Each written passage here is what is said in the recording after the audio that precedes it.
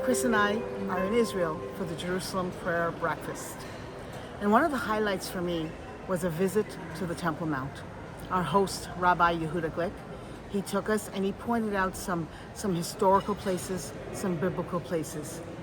He showed us the area where Jesus turned over the money changers' tables.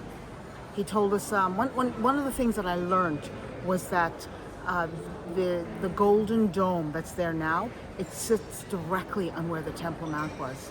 Now we couldn't go in because only Muslims can go inside. But from the outside, we were able to look in and we saw the chandelier. And what Rabbi Glick told us was that chandelier was sitting right above where the Holy of Holies would have been. We were not allowed to pray or show any kind of prayerful exuberance, but our hearts were full of worship and full of prayer.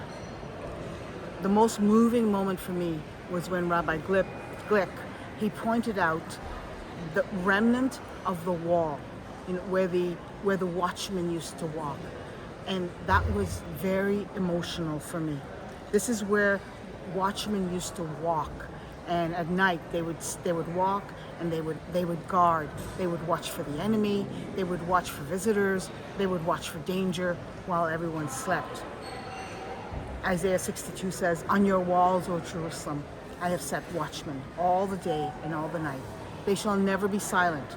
You who put the Lord in remembrance, take no rest and give him no rest until he establishes Jerusalem and makes it a praise on the earth." Standing on that ancient wall made the words of Scripture come alive to me in a way I had not expected.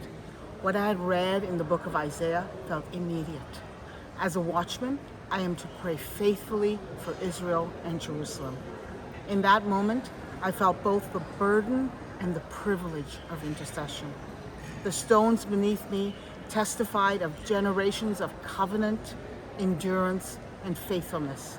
I was overwhelmed by the realization that God's purposes continue through me. And he calls me to stand watch in prayer. The wall felt ancient, but the calling feels alive. I'm Marilyn Byberg with the National House of Prayer. We'll see you next time.